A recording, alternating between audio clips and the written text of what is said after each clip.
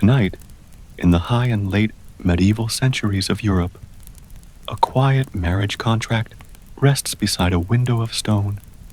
The wax seal holds its breath beneath a circle of red, and a ribbon sleeps gently beneath it, untouched. Beyond the walls, riders move along frozen roads, between distant courts and kingdoms. But here inside, the room settles, and the air grows kind. You are safe here, far from the noise of crowns and banners, and in the hush, a small question drifts in like lamplight. What did kings, queens, and marriage negotiators know that we forgot? It waits by the paper's edge, where the grain of oak glows warm beneath the candle, and the ink remembers every name it carries. Royal marriages were not woven of love, but of land, not built on private longing, but on borders and oaths. Yet beneath their quiet signatures lay human hopes, fragile hearts, and the silent work of those who dreamed of peace. There is no rush tonight. We will walk gently across these stories. We will pass by the tables where treaties tasted of wine and fear. We will listen to the way allegiance once sounded when spoken between families. If your eyes are heavy, let this story carry you. If your mind is still awake, let curiosity rest beside you like a folded cloak. Tonight, we will follow softly, and we will leave only quiet behind. Hey friends, tonight we'll walk right through the heart of royal marriages and political alliances in medieval Europe. A slow mist rests over distant fields. Iron gates stand quiet beneath ivy vines. The stone of old castles still holds the memory of winter fires. Somewhere a stable lantern swings in the breeze. Somewhere a quill waits in silence beside a treaty yet to be signed. Pages lie open on oak tables, edges curled by time. Horse tack rests silent on wooden pegs, still warm from the road. A distant bell marks an hour no one counts anymore. Silver stars stretch above forgotten towers, and below them, history waits calm, patient, unbroken. Before we begin, please like and subscribe, only if this truly helps you unwind. Tell us in the comments where you're watching from and what time it is there. Now lie back and get comfortable. Let's begin tonight's story. Hello, dear listener, and welcome to our tale of Royal Bonds of Stone and Blood. Chapter 1. Threads of Power. Power in medieval Europe rarely announced itself with thunder. It did not always ride at the front of armies or glitter from a jeweled crown. More often, it moved quietly, sealed inside wax and parchment, tied not by swords, but by marriages. To understand how kingdoms rose and fell between the 12th and 15th centuries, one must look not to battlefields, but to wedding halls. There beneath velvet banners and solemn church stone, Europe learned to bind itself together, not with love, not even with loyalty, but with strategy. Tonight, we follow 3 such unions that shaped royal destiny, 3 stories that crossed borders and wrote maps, 3 marriages where hearts were not the most important thing offered land was, and our journey begins with a woman who refused to be quiet in history, Eleanor of Aquitaine. Eleanor of Aquitaine and Henry II, the marriage that threatened a kingdom. Before she was Queen of England, Eleanor was already one of the most powerful women in Europe, heiress to the vast and wealthy Duchy of Aquitaine. She controlled more land than the King of France himself, and because land meant taxes, armies, and castles, Eleanor's hand in marriage was a key that opened half of western France. She first married King Louis VII of France in 1137. It was meant to be a union of peace, a joining of French might with Aquitanian wealth. But from the moment they stood together, it was clear they were a mismatch. Louis was quiet, pious, dutiful, more monk than king. Eleanor was bold, intelligent, politically minded, and used to ruling. She enjoyed music, tournaments, and the sharp dance of court politics. Louis preferred chapel hymns and pilgrimages. Their marriage produced no sons, and in royal terms, that meant danger. Without an heir, the Capetian dynasty risked collapse. France needed a prince. The church urged patience. Eleanor was blamed. Yet history has a way of shifting in silence. One winter morning in 1152, the marriage between Louis and Eleanor was dissolved on the grounds of consanguinity. Officially, they were too closely related. Unofficially, France had failed to tame her. But Eleanor was not a woman who obeyed politely. Only 8 weeks after the annulment, she married Henry Plantagenet, Duke of Normandy, who would soon become King Henry II of England. It was a decision Louis never expected, and one that changed the balance of power in Europe overnight. With Henry, Eleanor controlled not only her own duchy of Aquitaine, but also Normandy and Anjou, and when Henry became king in 1154, she became Queen of England as well. In a single stroke, a massive empire was born, the Angevin Empire, stretching from Scotland to the Pyrenees. France was trapped. Louis had lost Aquitaine, and worse, he had handed it to his greatest rival. But this was not just alliance. This was marriage, as a weapon. Henry was not a charming man, but he was brilliant, restless, iron-willed, and dangerously ambitious.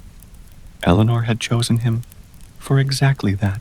Together, they began locking Europe into new structures of power fortresses, legal reforms, military organization, royal administration. It was strategy turned into dynasty. Yet even steel threads fray. Behind the walls of their empire, this marriage grew cold, then cracked, then broke. Eleanor bore Henry 8 children, including 3 future kings: William, Henry the Young King, Geoffrey of Brittany, and Richard the Lionheart. But her influence in England unsettled Henry. Aquitaine was hers by birth, and she governed it fiercely. Henry wanted more control. Their marriage became a contest, queen versus king. When Eleanor supported their sons in a rebellion against Henry in 1173, Henry had her arrested. She spent 16 years imprisoned in stone chambers, guarded yet unbroken. Powerful queens were dangerous. Henry would rather bury her alive than share authority. But history does not forget those who wait. When Henry died, Eleanor walked free. She became Queen Mother under Richard the Lionheart, ruling England in his absence during the Crusades, traveling across her domains, still commanding armies and negotiations. Her story, the story of a queen who shaped Europe, began with a marriage that looked like alliance, but became a struggle for survival. And through her life, one truth became clear. Royal marriages were never just ceremonies. They were battlefields. In the quiet halls of medieval courts, no one needed to swing a sword to conquer a kingdom. All they needed was a signature. Now that we understand how power could shift silently through marriage, we move forward across mountains, across time to another union, a union that was not built to gain land, but to forge a nation, a union that would give rise to an empire, not through conquest, but through a shared crown. And so we travel to Spain to meet Isabella of Castile. The story of Isabella of Castile does not begin in triumph. It begins in uncertainty. Castile, in the mid-15th century, was a land of civil unrest. Noble factions warred for influence, the treasury was nearly empty, and royal succession was disputed. When Isabella was born in 1451, no one imagined she would one day unite Spain. She was not raised as an heir. She was not expected to rule. And yet, destiny often finds those who do not chase it. She grew up in a quiet corner of Castile after her father's death, under guarded watch, her movements controlled by political rivals. The court saw her as a bargaining piece, a royal daughter to be traded by marriage.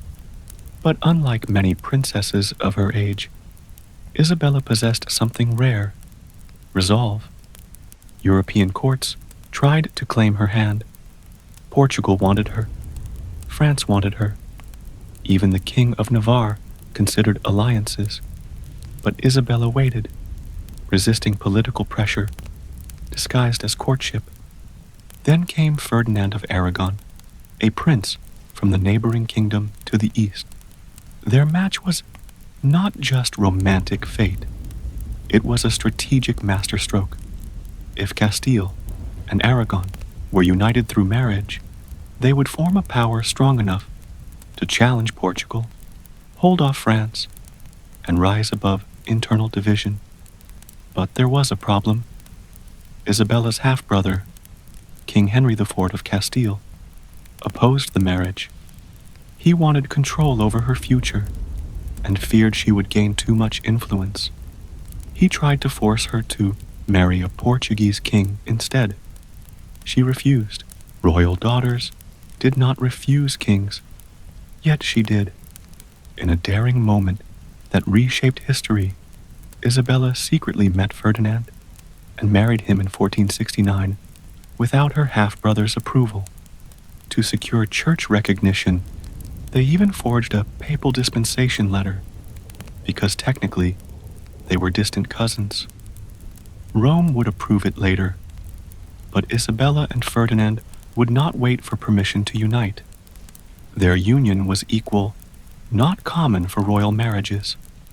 They would rule as Los Reyes Católicos, the Catholic monarchs together. In time, the crown of Castile became hers. Then Ferdinand inherited Aragon. Two kingdoms now shared two rulers, but they did not merge into one country. Instead, they created something more powerful: a shared destiny. Together, they began restructuring law, stabilizing the treasury, building alliances, and strengthening royal authority over nobles who had long behaved like independent warlords. Roads improved. Trade grew. The crown's power expanded. Their marriage was not a fairy tale. It was disciplined, calculated, strategic, built on intelligent trust. Ferdinand was bold and politically sharp. Isabella was disciplined, spiritually devout, and fiercely focused on royal authority. They complemented each other, and together they shaped Europe. Their partnership launched 4 major transformations. They completed the Reconquista, retaking Granada in 1492, the last Muslim stronghold in Spain. They centralized royal power, reducing feudal independence in favor of a united state. They sponsored Christopher Columbus, setting Spain on course to become a global empire. They built a dynasty that would dominate European politics through generations of marriages. Because while armies fought wars, Isabella and Ferdinand fought politics with marriage. They married their daughter, Joanna, to Philip of Habsburg, linking Spain to the power that would soon dominate the Holy Roman Empire. Their daughter, Catherine, married Prince Arthur of England, and after his death, she married Henry VIII, one marriage away from uniting England and Spain. Even their grandchildren would inherit half the map. Charles V, their Habsburg heir, would one day rule both Spain and the Holy Roman Empire, declaring that the sun never sets on my empire. And it began with one marriage, 2 young royals who refused to let politics choose for them. Yet, even as their union reshaped Europe, it also cast a long shadow.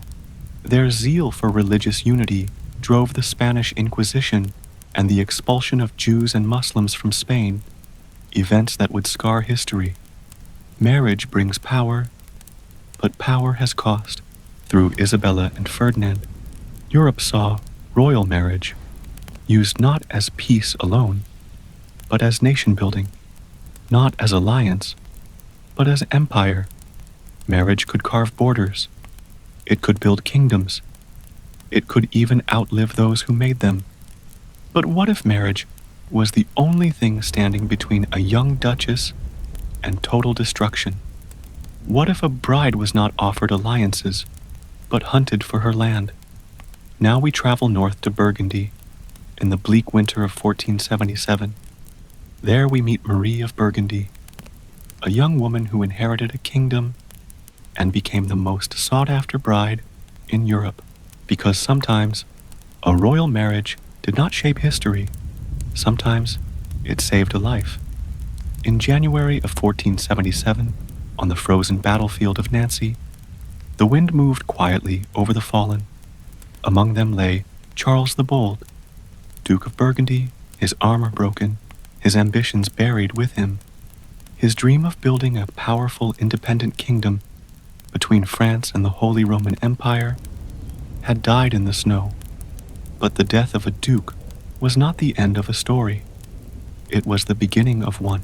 Far away in the Burgundian court, a 19-year-old girl learned that her father was dead.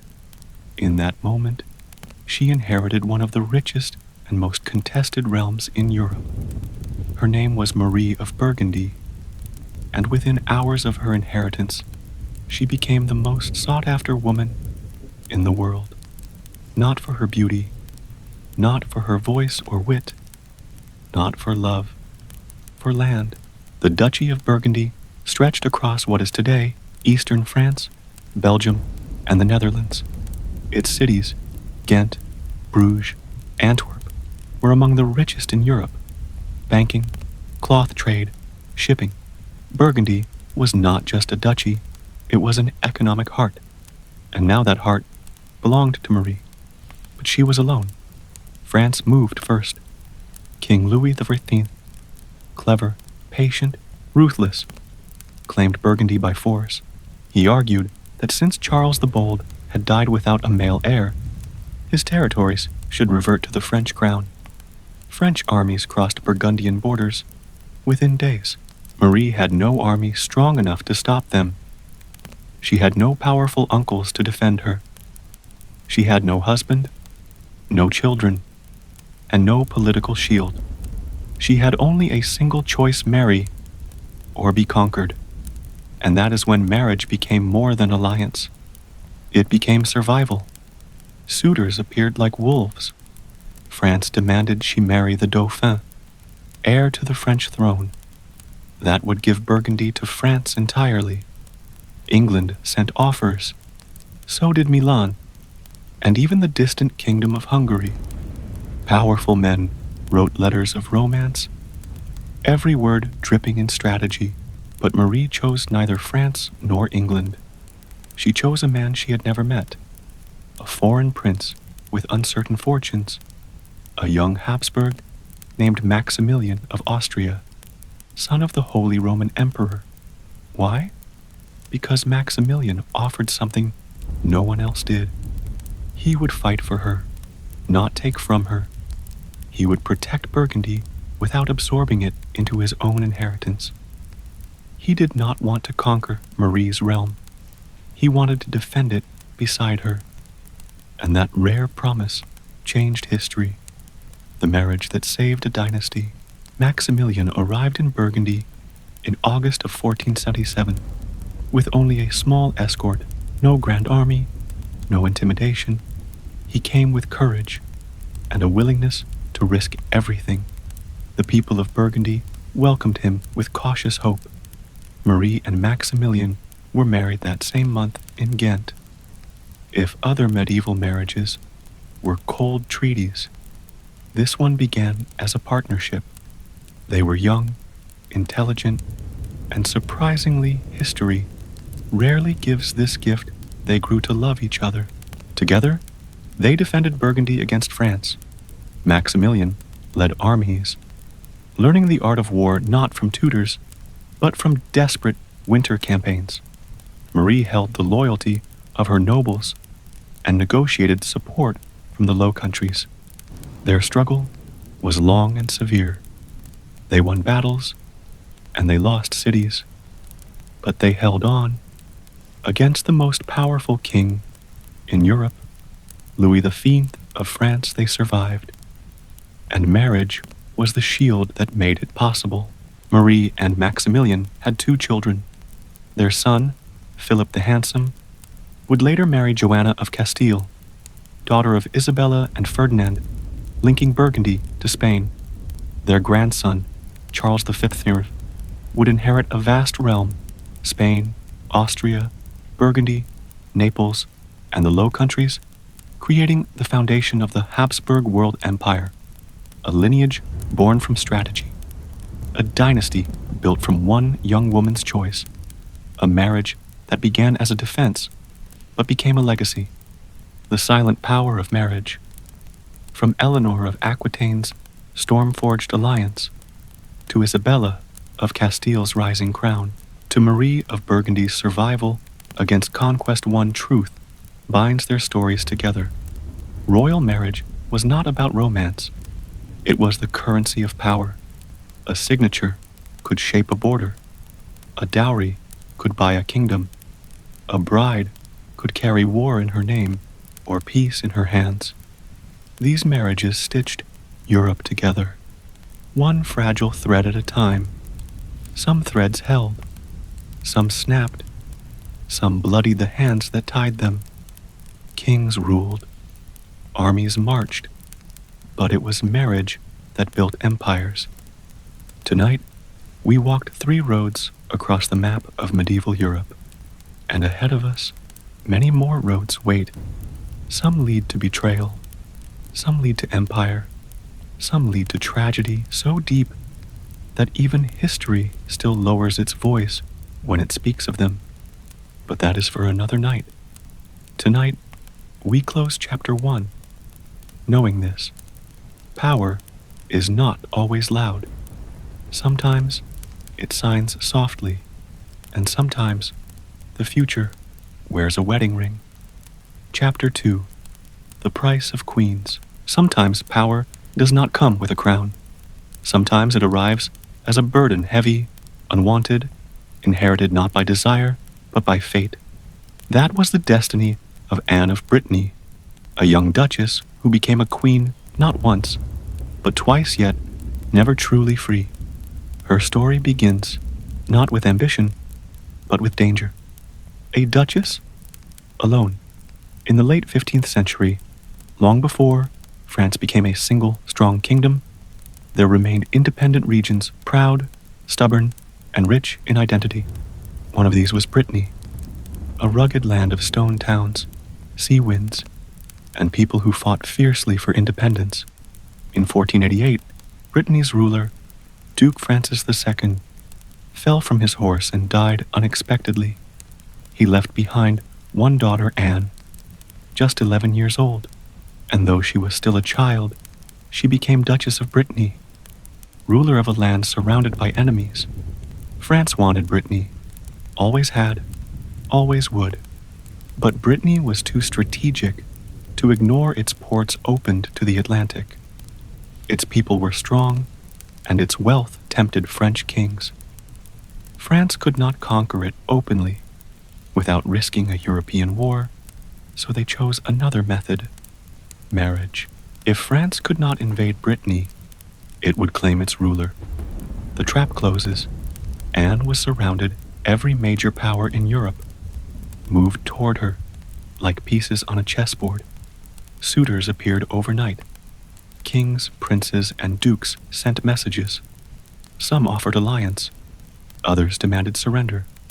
But one man arrived with a dangerous plan: Maximilian of Austria, husband of Marie of Burgundy, the same man from our last chapter. Now widowed, he sought to protect Brittany from France the same way he had saved Burgundy, by offering marriage. Anne accepted. In 1490, she and Maximilian were married by proxy, a legal ceremony without the groom present. By law, they were husband and wife. By politics, it was a declaration of war. France reacted instantly. King Charles VIII would not allow the Habsburgs to steal Brittany.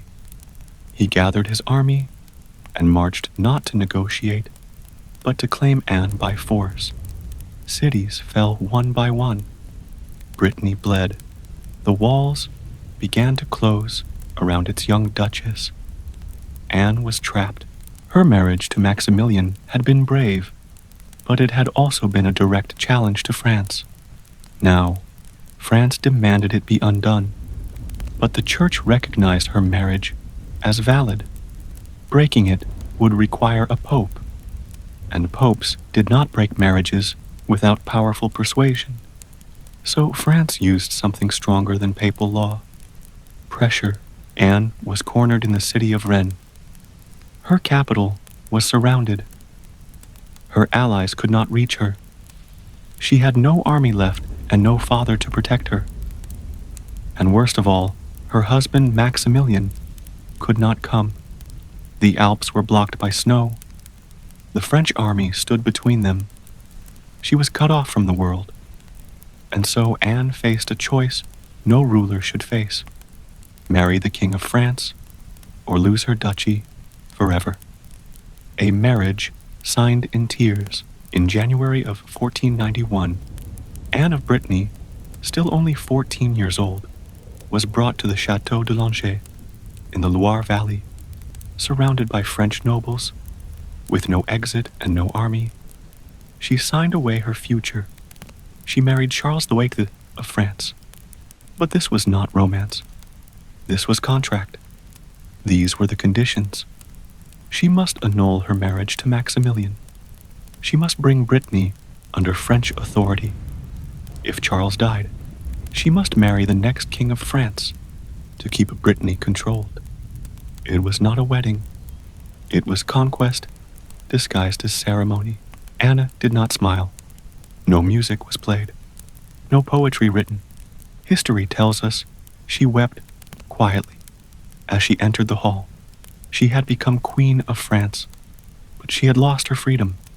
Yet even in this moment of defeat, she found a way to resist. She refused to be a silent queen. She kept her title, Duchess of Brittany, separate from her title as queen. She made it clear Brittany was not France. Not yet. Queen consort, but still a fighter. Charles VIII was not cruel, but he was determined. He expected obedience. Anne responded with quiet defiance. She restored Breton customs. She protected her people. She fought for Brittany's legal independence, even from inside the French court. In public, she wore jewels and silks of a French queen. But in private, she wrote letters to Brittany, sent secret funds, built alliances quietly. Even within marriage, she preserved identity. Her land would not disappear. Then came fate again. In 1498, Charles VIII struck his head on a stone doorway and died suddenly at age 27. Their 4 children had all died young. The royal line ended. And Anne? She should have been free. But France remembered the contract she had signed at 14. She was forced to marry again, Louis XIV, the next king of France. History remembers queens for their crowns. But tonight, we remember them for their battles. Anne fought 2 kings, 2 courts, and 2 marriages not for glory, but to protect her people. Her struggle teaches us something heavy. In royal marriages, queens did not always gain power. Sometimes they lost everything to protect what little they still had. Now we travel from the stone castles of France to the stormy drama of Scotland. A queen who married 3 times, lost 3 kingdoms, and died by execution at the hands of her own cousin. A queen of tragedy, a queen of defiance. Mary, Queen of Scots. Power can give a crown, but it cannot give safety. No queen knew this more painfully than Mary Stuart. Queen of Scots, a woman born to rule, yet slowly stripped of everything by marriage, betrayal, and fate. Her story is not just history, it is tragedy. Born a queen, raised in exile, Mary became Queen of Scotland when she was only 6 days old. Her father, King James V, died before he ever saw her grow. Scotland was left leaderless, vulnerable, and divided among rival clans who wanted control of the infant queen. To protect her from capture or assassination, she was sent to France at age 5. There, at the glittering French court, she was raised among poets, scholars, silk tapestries, and royal tutors. She learned Latin, Greek, Italian, and politics. She learned poise, but she never learned how cruel marriage could be. France saw in Mary something valuable, a crown. Whoever married her would gain Scotland. So at 14, she was married to Francis, son of King Henry II of France. It should have been a peaceful union. Francis was gentle, quiet, kind. But fate is rarely kind to queens. 1 year after their wedding, Francis became King of France. Mary, now Queen of Scotland and Queen of France, seemed destined for greatness. But Francis was weak in health. Within a year, he died at just 16, and Mary, once the brightest star of 2 kingdoms, was suddenly unwanted at court. Power had left her side. At 18, she was sent back to Scotland, alone, a queen among wolves. Scotland was not like France. It was colder, harsher, suspicious, divided by clan wars and religious conflict. Worse, many Scottish nobles believed Mary had grown too French to lead them. They doubted her faith, her loyalty, and her power. To survive, Mary was told she must marry again. But marry who? A French noble? Scotland would revolt. A Spanish prince? England would invade. A Scottish lord? The clans would tear each other apart. Then came Henry Stuart, Lord Darnley, a handsome man with royal blood and English ties. He seemed perfect. He promised loyalty, heirs, and strong rule. And perhaps Mary, so young, so alone, hoped for love. She married him, and in doing so, she made the worst mistake of her life. Love turns to war. Darnley changed quickly. He became jealous of Mary's power, paranoid about losing influence, and hungry for the crown. Weak men often fear strong women. Darnley feared his own wife. In a storm of jealousy, he committed an unforgivable act. One winter night in 1566, he led a group of armed men into Mary's private chambers. There, before her eyes, they murdered her closest friend and secretary, David Rizzio, stabbing him more than 50 times. Blood soaked the floor. Mary, pregnant at the time, was held at knife point. This was not a marriage. It was a trap. Soon after, Mary gave birth to a son, James, who would one day rule both Scotland and England. But before she could find joy in motherhood, Darnley died in an explosion at the Kirk of Field House. His death was suspicious, too suspicious. Rumors spread like winter wind. Did Mary kill her husband? The Scottish nobles whispered. England watched. Europe judged. Within months, Mary married again to James Hepburn, Earl of Bothwell, the very man suspected of killing Darnley. Whether she loved him, feared him, or was forced by politics, we do not truly know. History only tells us that Scotland turned against her. She was captured, imprisoned, and forced to abdicate her throne in favor of her infant son. Mary, Queen of Scots, Once, Queen of two kingdoms escaped prison only to flee to England for help. She turned, in desperation, to her cousin, Queen Elizabeth I of England. The final betrayal. Mary believed Elizabeth would restore her to her Scottish throne. She was wrong. Elizabeth saw her not as family, but as a threat. Mary had a strong claim to the English crown. Catholics saw her as the rightful queen instead of Elizabeth. Her very existence breathed rebellion. So, Elizabeth did not welcome her. She imprisoned her, not for a week, not for a year, but for 19 years. Mary lived her life inside stone walls and locked rooms, a queen without a throne. She wrote letters. She dreamed of freedom. She hoped her cousin would show mercy. But politics does not know mercy. In 1586, Mary was accused of involvement in a plot to overthrow Elizabeth. Whether she was guilty or trapped in conspiracy history still debates. But Elizabeth needed no proof. She needed only fear. Mary was sentenced to death. A queen's last breath. On a cold February morning in 1587, Mary walked to the execution platform dressed in black. Before the axe fell, she forgave her executioners. Witnesses said she died with dignity still royal, even at the end. Her final words were a whisper of faith. And so ended the life of Mary, Queen of Scots crowned at 6 days old, imprisoned at 25, executed at 44. She lost her throne. She lost her freedom. She lost her life, not in battle, not by invasion, but by marriage. Now, we journey south across the Channel, into England, and into the most dangerous marriage of medieval Europe.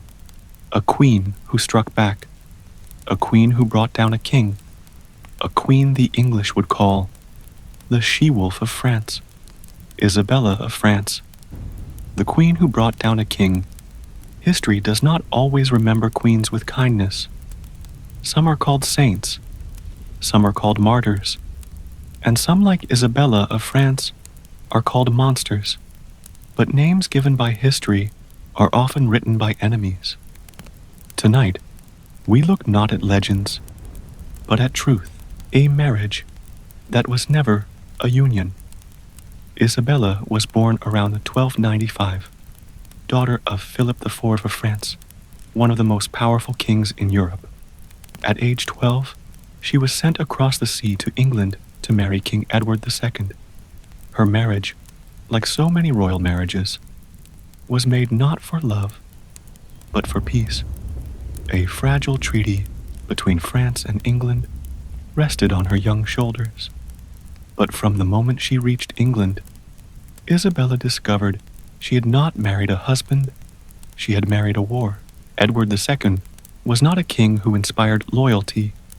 He was careless with power, neglectful of royal duty, and dangerously dependent on personal favoritesmen who held his trust more than his queen or his nobles. At the time of their marriage, his closest companion was Piers Gaveston, a flamboyant and ambitious nobleman. Edward showered him with lands and authority. Ignoring both his court and his wife, Gaveston insulted high-ranking lords and mocked noblewomen at tournaments, including Isabella herself. Edward allowed it. Humiliation grew around her like chains. The marriage, already political and cold, now became openly hostile. Isabella gave birth to an heir, Prince Edward, but it did not bring her security. Power in England moved not through the Queen, but through whichever man the king favored. And soon, a new favorite rose. The Despensers, a new enemy. After Gaveston was executed by rebellious barons, Edward II found another trusted circle, Hugh Despenser, and his family. The Despensers were ruthless, cunning, and greedy. They seized lands, abused authority, and punished anyone who opposed them. Even Isabella was not spared. Her estates were taken. Her household funds vanished. Her French attendants were dismissed from court. She was a queen, but treated like a prisoner inside her own palace. When Scotland defeated Edward II at the disastrous Battle of Bannockburn in 1314, the king grew even more insecure, clinging to the dispensers, while England slid toward chaos. Starvation and economic failure spread.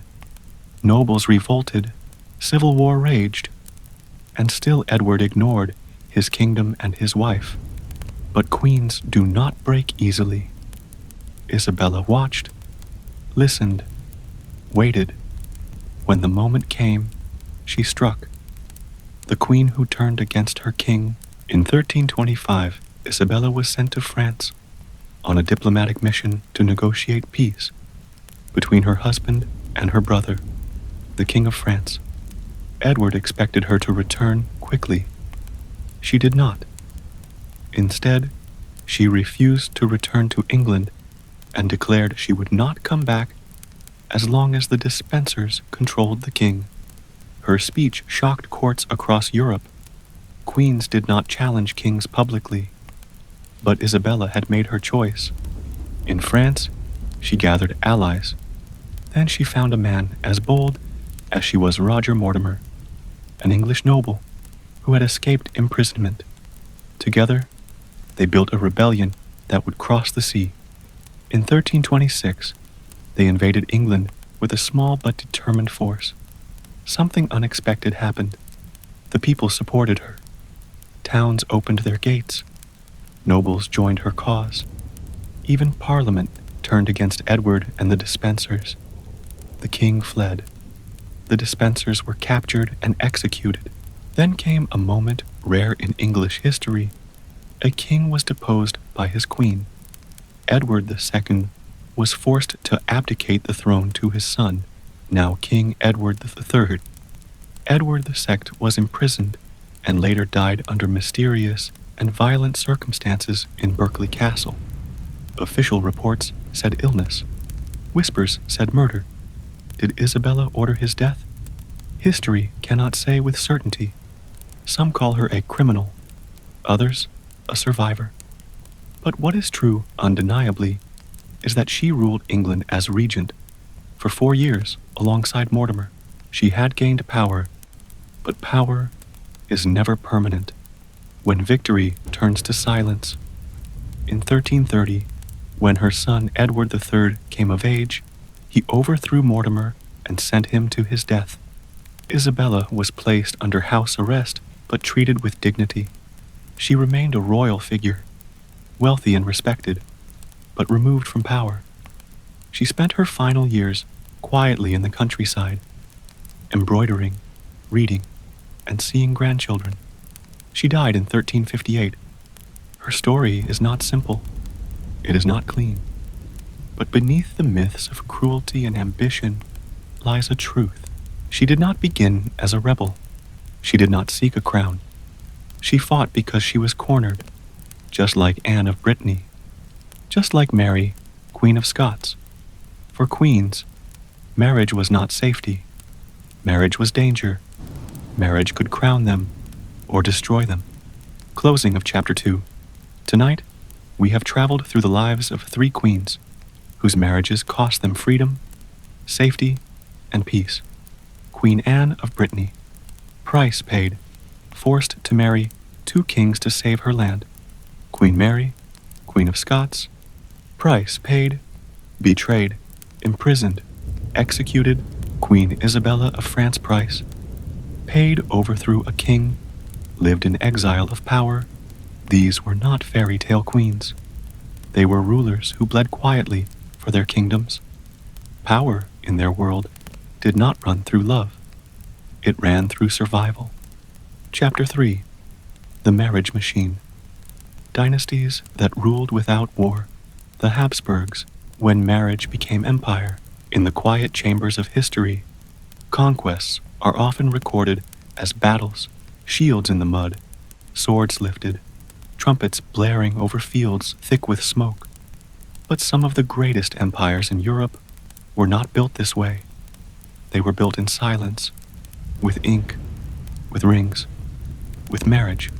No dynasty understood this better than the Habsburgs, a family who once ruled so much of Europe that a poet wrote these words about them: "Let others wage war. You, fortunate Austria, marry." It was not a compliment. It was a warning. The rise of a strategy. The Habsburgs were not born powerful. They began as counts in the Alpine valleys, modest lords, with small castles and little influence. But where other dynasties used soldiers, the Habsburgs used agreements. Where others tried to conquer land, they married into it. Their strategy was simple and brilliant. Identify a valuable territory. Arrange a marriage with the ruling family. Wait. In time inherit everything. No blood spilled. No armies lost. No royal treasuries drained. This quiet method of expansion changed Europe. The marriage that made an empire. The turning point came in 1477 with the marriage we witnessed earlier, Marie of Burgundy and Maximilian Habsburg. It was not only love and war that bound them, but the future of Europe. Through Marie, Maximilian inherited the wealthy cities of Flanders, the rich lands of Burgundy, the trade power of the Low Countries, Belgium and Netherlands. The Habsburgs now controlled the economic heart of Europe, and they were just getting started. Maximilian and Marie had a son, Philip the Handsome, who carried Habsburg ambition in his blood. Philip was married to Joanna of Castile, daughter of Isabella and Ferdinand of Spain. From Chapter 1. That marriage linked two massive dynasties, Habsburg and Trastamara, combining two great powers. Their child, Charles III, inherited the unimaginable: Spain, Austria, Burgundy, the Netherlands, Naples, and Sicily, the New World territories, and the title, Holy Roman Emperor, an empire so vast that people said, "The sun never sets on the Habsburg Empire." No war had built this empire. Marriage had. Marriage as policy, law, and weapon. The Habsburgs treated marriage like statesmen, treated treaties and generals, treated campaigns. It was not merely tradition, it was policy. Every Habsburg wedding served a purpose. Marriage purpose example: secure alliances. Wedding of Anne of Austria to King Louis XIII of France, acquire territory. Maximilian's marriage to Marie of Burgundy. Prevent war. Treaties sealed through royal marriages with Hungary, control rivals, dynastic marriages, blocking French expansion. Expand influence. Habsburg.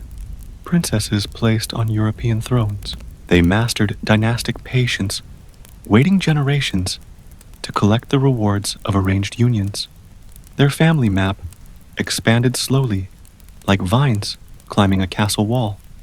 But marriage can be as dangerous as war, and even dynasties built in silence face breaking points. The hidden cost of Habsburg power. The Habsburg marriage strategy came with a price. Blood stayed off battlefields, but remained inside bloodlines. To keep inheritance from slipping away, the Habsburgs often married close relatives. Cousins married cousins, uncles married nieces. For centuries, they folded the same royal lines again and again until something began to change. A face began to appear. A long, heavy jaw. A jaw too large for the face. A jaw that made speech difficult, eating painful. It became known as the Habsburg jaw. Generation after generation inherited it. Doctors would later call it mandibular prognathism, a physical sign of genetic strain. But in their time, it was whispered about quietly, as if the body itself carried a warning. There are costs to empire, even one built by marriage. Marriage had allowed the Habsburgs to rule kings, control crowns, and shape Europe's destiny. But queens and princesses of the dynasty paid for that power with their bodies, their choices, their lives. Not all stories are triumph. Even silent conquest leaves scars. In the next part of our journey, we cross maps again to France. Another dynasty, the Capetians, and later the Valois, would use marriage not for conquest, but to hold on to power in a kingdom constantly threatened by civil wars and disputed inheritance. Some families married to rise, others married to survive. The Capetians and Valois, marriage to control a crown. Not every dynasty used marriage to expand across continents. Some used it to protect what was already theirs, to hold a fragile throne together as enemies circled and history threatened to erase them. Such was the struggle of the French royal bloodline. First the Capetians, then the Valois, two dynasties bound by one quiet fear: losing France. A fragile kingdom. France today is a single nation, strong and defined. But in the medieval world, France was a puzzle of lands, stitched together slowly, piece by piece, over centuries. Powerful dukes controlled massive territories, like Normandy, Burgundy, and Aquitaine. The king ruled Paris, but not always the rest. For a long time, the French crown was only as strong as the marriages that held it together. The Capetian dynasty, beginning in 987 with Hugh Capet, faced a problem common to kings' uncertain succession. The crown did not automatically pass to the eldest son. Powerful nobles could reject a weak heir. Rivals could claim the throne. The Pope might intervene. War could begin over a single disputed claim. So the Capetians created a strategy marriage and coronation in advance. Each Capetian king married early and carefully, choosing wives from noble families whose loyalty mattered. And before the reigning king died, he arranged to have his successor, usually his son, crowned while he was still alive. That way, no one could dispute the new king's right to rule. But this stability had a weakness. It relied on having sons, and bloodlines are fragile. The marriage crisis that started a war. In 1328, King Charles IV of France died without a son. With him ended the direct Capetian male line, a dynasty that had ruled France for over 300 years. Suddenly, the throne was empty. Who would rule France? There were two main claims: Philip of Valois, nephew of King Philip IV, Edward III of England, grandson of Philip IV, through his daughter Isabella of France. The same Isabella from Chapter 2. Edward III argued that as grandson of a French king, he had the stronger claim, even if it came through the female line. The French nobles refused. They declared, by Salic law, that no woman could inherit the throne, and no right to the throne could pass through a woman. With that ruling, Philip of Valois became King Philip VI of France. To England, this was theft, an insult, a broken royal inheritance. And so, a war began. A war born not from land disputes, not from religious conflict, but from a marriage claim to a crown. This war would last 116 years. History calls it the 100 Years' War, marriage as royal defense. To protect the French throne against English challenge, the Valois dynasty turned to marriage not for love, not even for alliance, but for dynastic survival. They built walls of blood around their claim. They married within powerful French noble houses to secure loyalty. They refused marriage alliances that threatened the throne. They used princesses as diplomatic armor, marrying them only to men who would strengthen the royal claim, never weaken it. Marriage became a weapon, one designed not to grow power, but to keep it from being stolen. Yet marriage also held another danger: inheritance traps. When marriage backfired, in 1420, during one of the darkest moments of the Hundred Years' War.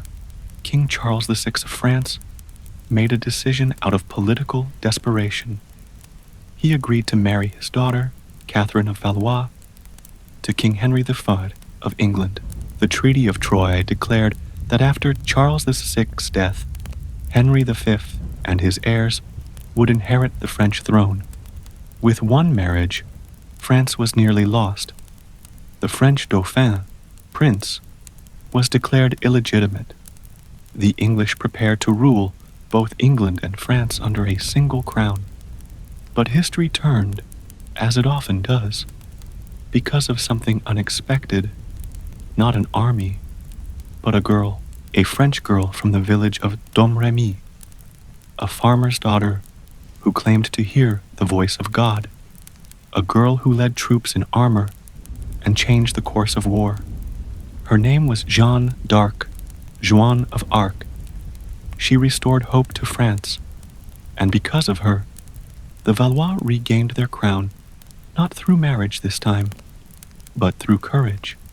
Yet Catherine of Valois, daughter of the king, who nearly lost France, would still shape history through marriage.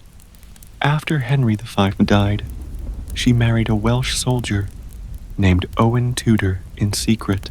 From that hidden marriage would come a son, and from that son a dynasty, the Tudors, who would one day rule England.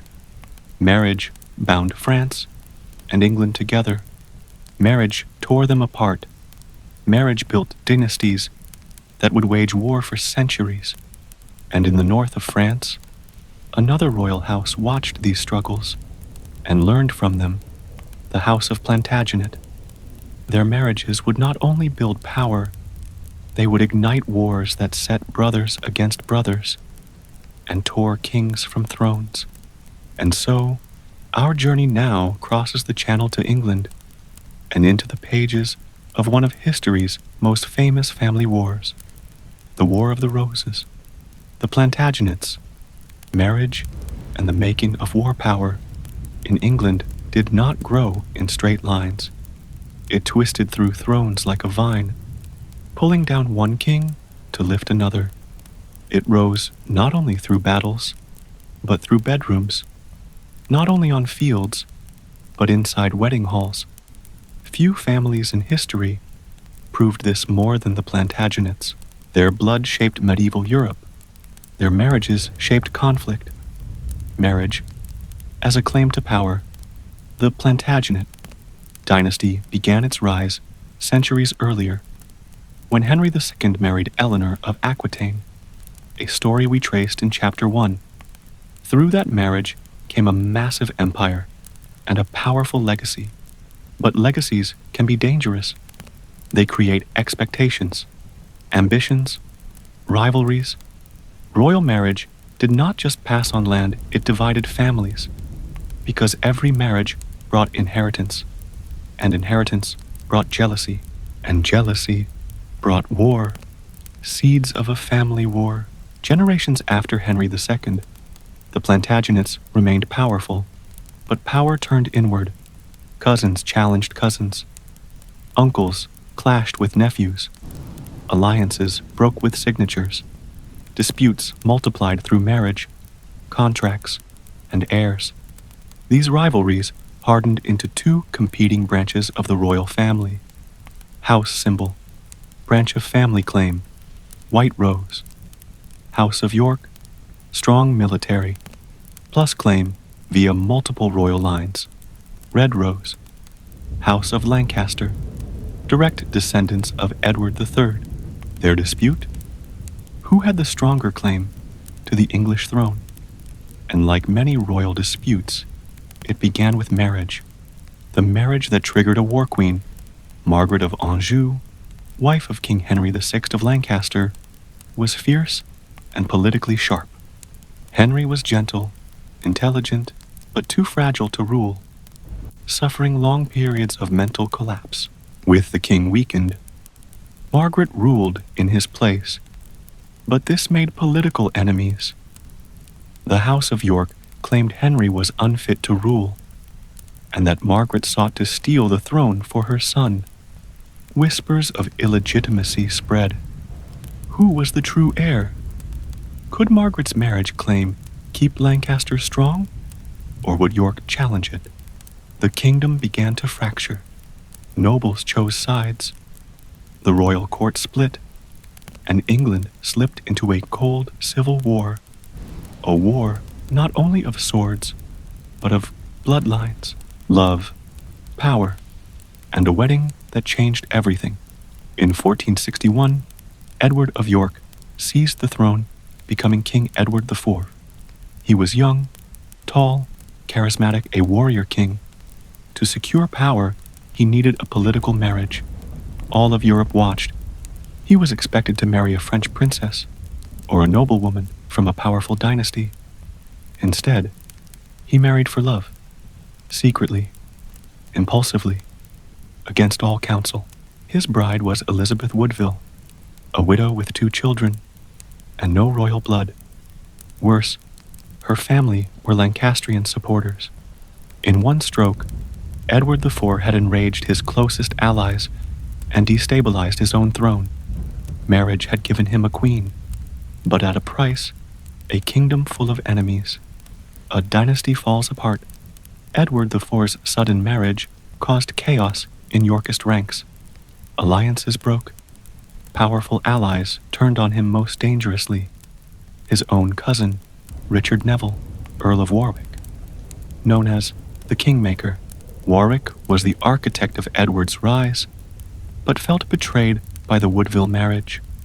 So he did what few men ever dared. He changed sides.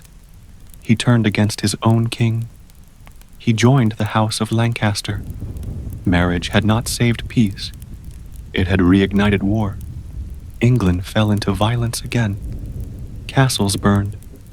Brothers betrayed brothers. Finally, one man, Richard III, Edward IV's brother, seized the throne after Edward's death. He imprisoned his young nephews, the princes in the Tower, who vanished without explanation. Many believed Richard had them killed to secure his crown. But his rule would be short.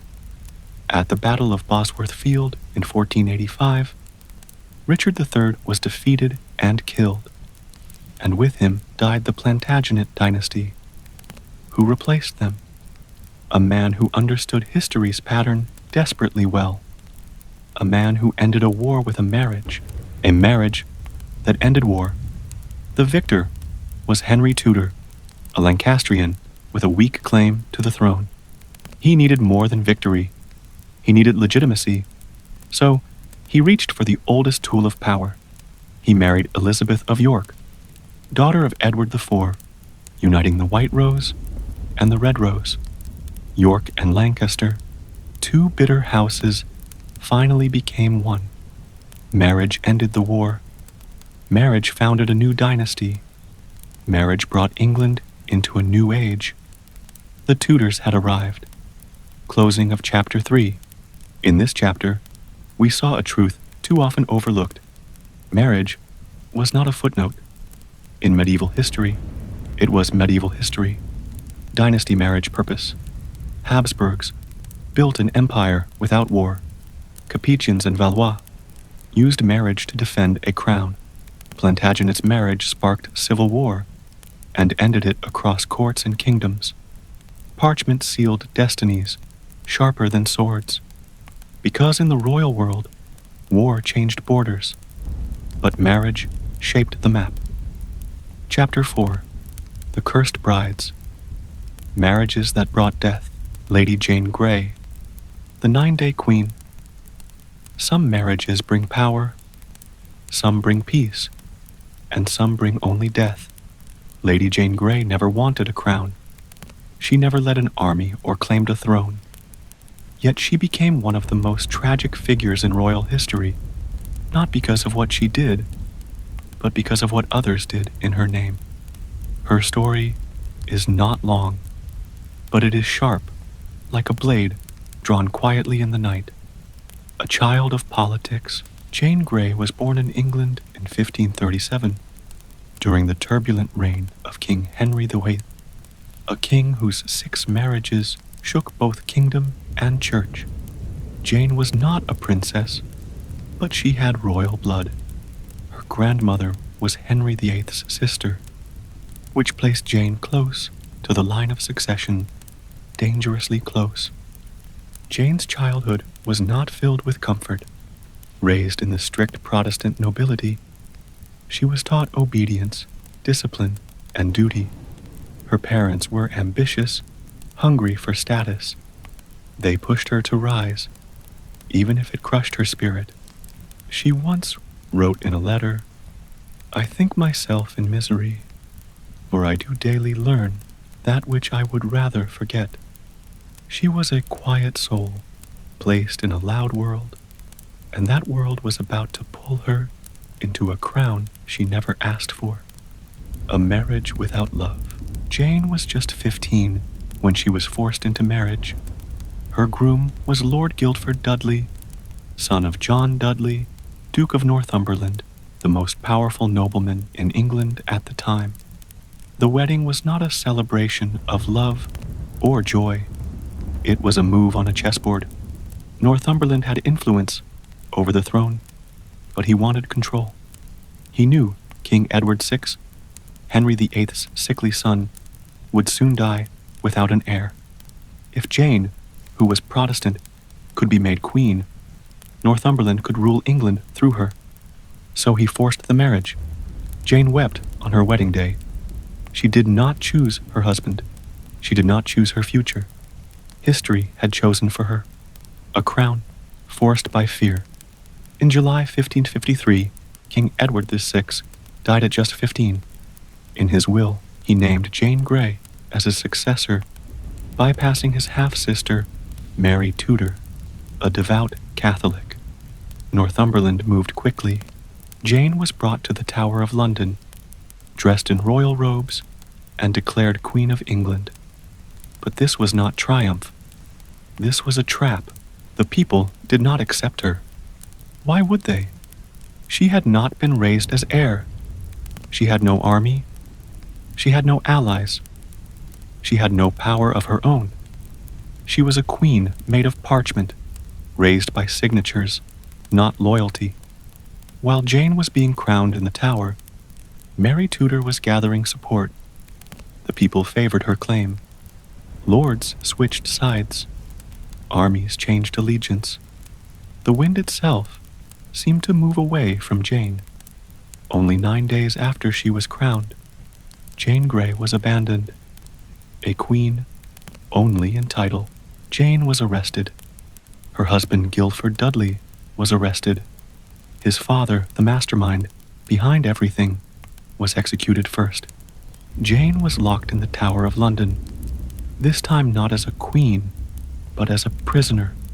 Queen Mary Tudor was crowned Mary the Rewrote of England. At first, Mary did not wish to kill Jane. She saw her as a victim, a girl used by powerful men. Jane was spared the death sentence on one condition. She must accept Mary as the rightful queen. Jane agreed.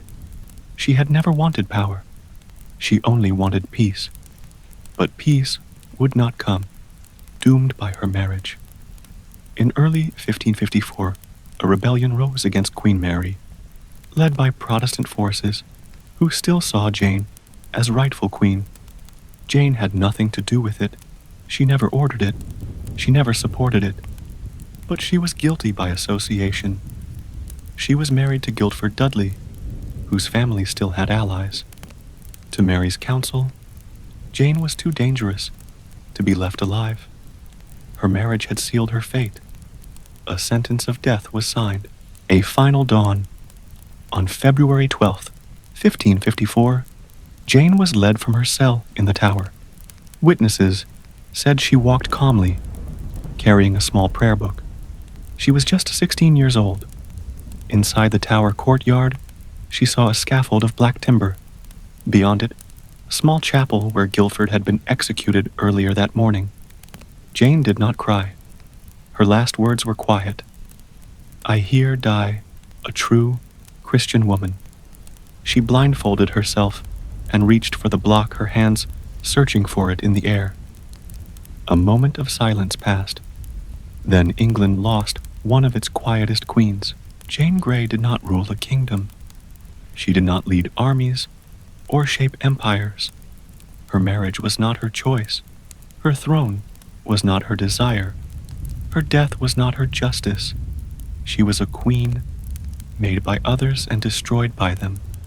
Next, we travel to France to meet another bride, trapped inside royal politics, one whose marriage led not to power or glory, but to a lifetime of sorrow. A princess who married into madness, a woman history almost forgot. Charlotte of Savoy, the Bride of Orleans.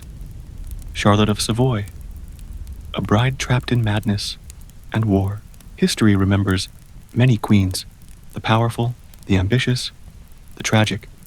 Yet some of the most haunting stories belong to women history nearly forgot. One of them was Charlotte of Savoy, a girl who became a bride too young, a queen too early, and a prisoner of a husband slowly losing his mind. Her story is not one of war or ambition. It is a story of survival in silence. A child bride to a broken prince. Charlotte was born in 1441 in the Duchy of Savoy, a quiet mountainous region on the edge of France. At just 8 years old, she became engaged to a French Prince Louis, Duke of Orleans. Louis was clever, bitter, and deeply ambitious. He hated the French court that had exiled him and distrusted everyone around him. He had one goal, to become king, but alliances were currency, and marriages were the bank through which power was traded. Charlotte was part of that trade. At age 11, she was married to Louis in a political union, arranged to strengthen his claim to the throne. She was sent to France, a stranger in a foreign land, to live with a husband much older, a husband she barely knew. It was not a marriage. It was captivity disguised as royalty, a queen, before she became a woman. In 1461, the French king died, and Louis became king. Louis XIV, known to history as the Spider King for his talent in weaving political traps. Charlotte, still only 20 years old, became Queen of France. But queenship brought her no honor, no partnership, no voice. Louis XVII ruled alone, cold, secretive, and paranoid. He kept Charlotte hidden from court life, rarely spoke to her, and did not allow her to influence state matters. She lived in Amboise, then in Plessis-les-Tours, fortified residences turned into golden prisons. Her household finances were controlled. Her letters were monitored. Her friendships were denied. She existed in the palace, but not within her life. A kingdom full of enemies. Louis XV was a king, at war, not always with armies, but with everyone he feared. He mistrusted nobles. He worked against Burgundy. He fought ancient rivalries. He created secret networks of spies. He preferred deception over battle and fear over loyalty. And Charlotte, as his wife, paid the price of his enemies. She was threatened by those who hated him, targeted by plots she never made, blamed for schemes she never knew. Marriage did not protect her. It placed her in danger's shadow. The court saw her as a symbol, not a woman. She was the silent queen, hidden behind a king who cared more about power than partnership. A life without a voice. While other queens of Europe built courts, influenced treaties, or led cultural movements, Charlotte was erased. Chroniclers barely mentioned her. Ambassadors wrote of her as though she had no thoughts of her own. She bore 7 children, but lost several in infancy. She spent much of her life in prayer, reading scripture, tending to her children, and serving the poor from behind palace walls. She received no love from her husband, only distance, no trust, only caution, no honor, only duty. This was not cruelty in wounds or chains. It was a slower kind of suffering, a life unseen. The weight of the crown Louis XIV suffered from bouts of illness and paranoia in his final years. He feared death more than any man alive. He fortified his chambers, surrounded himself with guards, and trusted only his physician and 2 monks. He withdrew deeper into isolation. Charlotte remained near him, still loyal, still quiet. She had no choice. Her survival depended on obedience, and her children's futures depended on royal favor. She had entered marriage as a child, became queen as a girl, and grew old in the shadows of another's ambition.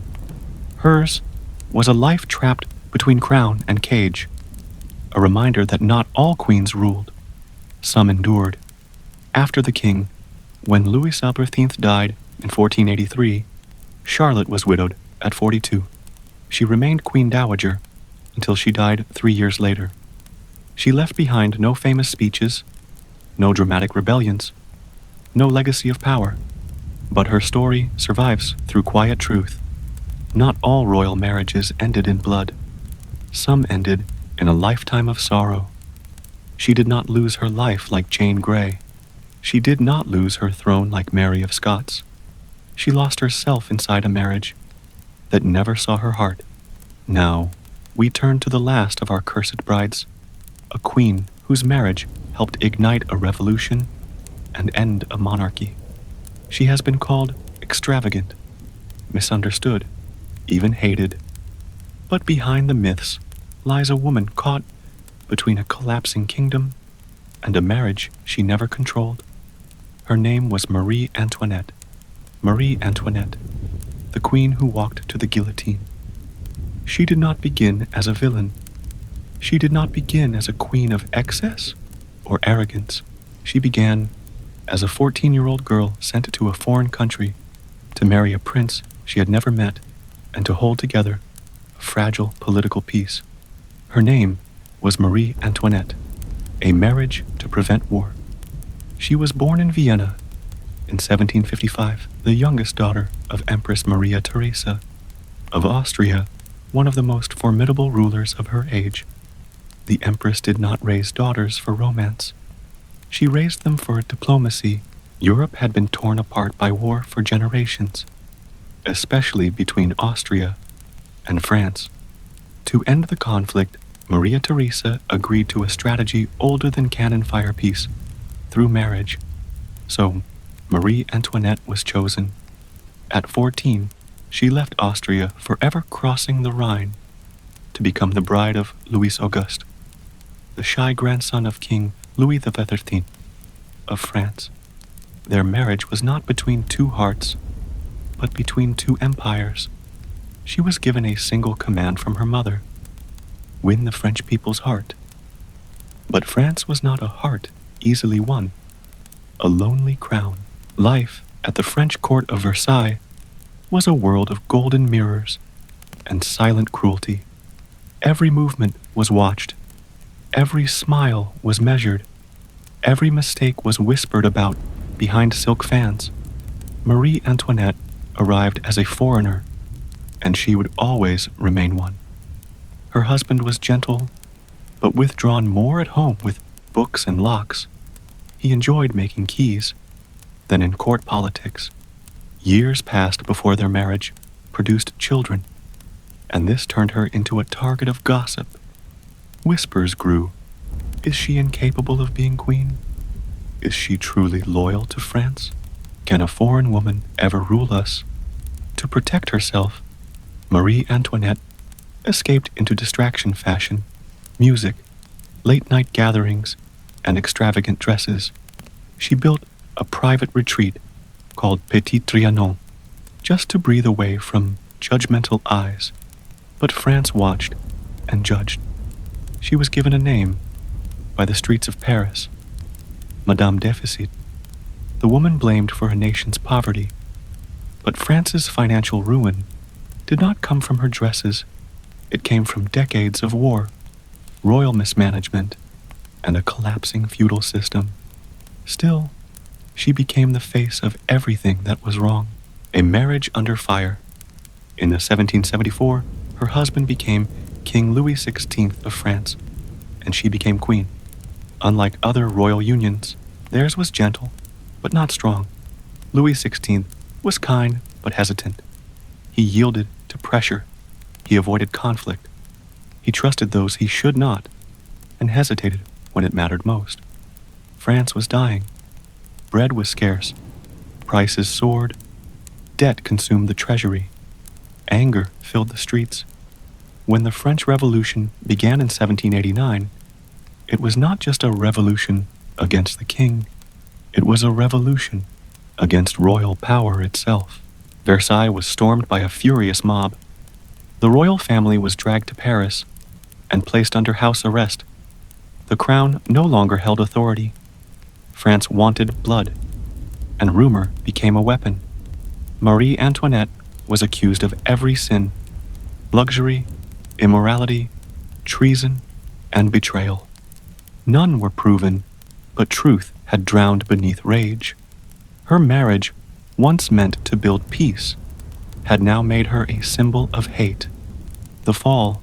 In 1791, the royal family attempted to escape Paris in disguise, hoping to reach allies abroad. They were caught at Varennes and brought back as prisoners. Louis XVI was eventually tried, convicted of treason, and executed by guillotine in 1793. Marie Antoinette followed soon after.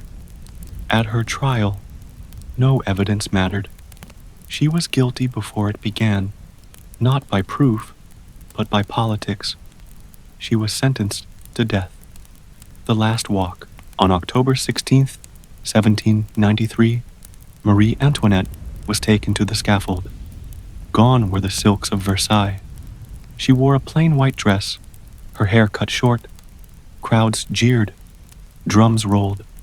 When she climbed the platform, she accidentally stepped on the executioner's foot. Her last words were simple. "Pardon me, sir. I did not mean to do it." The blade fell, and a monarchy that had stood for 1,000 years fell with her. Closing of Chapter 4. In this chapter, we walked with 3 women whose marriages did not bring fortune, but death. Bride Fate Jane Grey, used as a political puppet, executed at 16 Charlotte of Savoy. A life of silence in a marriage without love, Marie Antoinette. Married for peace, died in revolution. Their stories remind us marriage was not safety. Marriage was not destiny. Marriage was risk, especially for queens. Some wore crowns. Some wore chains. Many wore both. Chapter 5. Forbidden Royal Love. When kings and queens married for the heart. Edward VIII and Wallace Simpson. The king who gave up a crown power can be traded. Thrones can be inherited. Kingdoms can be won. But love cannot be ordered by council or parliament. Love does not care for crowns. And for one king, love would cost him everything. This is the story of Edward VIII, the only British monarch in history who chose love over a throne and paid for it with exile. A prince born in a golden cage. He was born Edward Albert Christian, George Andrew Patrick, David Prince Edward of Wales. From his earliest days, he was told what he must be: a future king, a symbol of duty, a guardian of empire. But Edward was not born for duty. He was born for feeling. He was charming, emotional, restless. He hated stiff royal rituals. He disliked speeches written for him by others. He longed not to be a king, but to be free. And when he met Wallace Warfield Simpson, he believed he had found that freedom, a woman the monarchy could not allow. Wallace Simpson was an American woman, elegant, sharp-witted, socially confident. She was not royal. She was not wealthy. She was not politically important, but she was twice divorced. In the early 20th century, divorce carried scandal, especially within the British royal family, which was tied to the Church of England. The king was not simply a head of state. He was also the supreme governor of the church, and the church forbade the remarriage of divorced persons with living spouses. So, when Edward, then Prince of Wales, began his relationship with Wallis, it was seen as a dangerous affair. Politicians feared scandal. The royal family feared disgrace. Newspapers in Britain refused at first to mention her name. But abroad in Europe and America, the world was already calling her the woman who might destroy the crown. A forbidden love. So Edward was different from past kings. He did not hide his love. He brought Wallis to royal events and country estates. He introduced her to foreign dignitaries as his companion. And when his father, King George V, died in January 1936, Edward became King Edward VIII. Now his relationship was not gossip, it was crisis. For a king may take many roles, but a king of Britain must be two things. 1. A constitutional head of government. 2. A moral symbol for the people, especially in marriage. And Edward refused both expectations. He did not want to be a distant symbol. He did not want a political marriage. He wanted Wallis. He told the Prime Minister Stanley Baldwin that he intended to marry her. The answer came cold. You cannot marry Mrs. Simpson and remain king. A decision that shocked the world. The British government threatened to resign if he married her. The royal family turned against him. The Archbishop of Canterbury publicly opposed him. Parliament would not support him. The newspapers warned of national disgrace. Edward faced a choice no king had faced before. Be king, but live without Wallis. Marry Wallis, but lose the crown. And so, on December 10th, 1936, less than 1 year after becoming king, Edward VIII signed the instrument of abdication, renouncing the throne of the United Kingdom and the British Empire. He gave the throne to his brother, George VI, father of Queen Elizabeth II. On December 11th, 1936, Edward addressed the nation in a final radio speech. I have found it impossible to carry the heavy burden of responsibility and discharge my duties as king without the help and support of the woman I love. With those words, he walked away from one of the most powerful thrones in history. All for love. A marriage without a country. Edward was now no longer king. He was given the new title, Duke of Windsor. Wallis, still finishing the legal process of divorce, joined him later. They married on June 3, 1937, in France. No member of the British royal family attended their wedding. Not one. To the royal family, she would always be the outsider who cost Britain its king. To politicians, she would always be a risk to national stability. To the people, she remained a mystery worshipped by some, blamed by others. Edward and Wallis spent the rest of their lives in exile, living in France, then the Bahamas, and finally settling in Paris. Their love endured decades of isolation, rejection, and controversy. They had no crown, no throne, no kingdom, only each other. History will forever debate Edward and Wallis. Was it true love? Was it selfishness? Was it a romantic sacrifice or a royal disaster?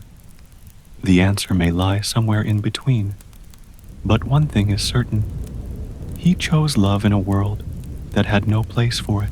In the next part of this chapter, we travel east to the Russian Empire, a royal marriage that began with tenderness but ended in coup, betrayal, and fire.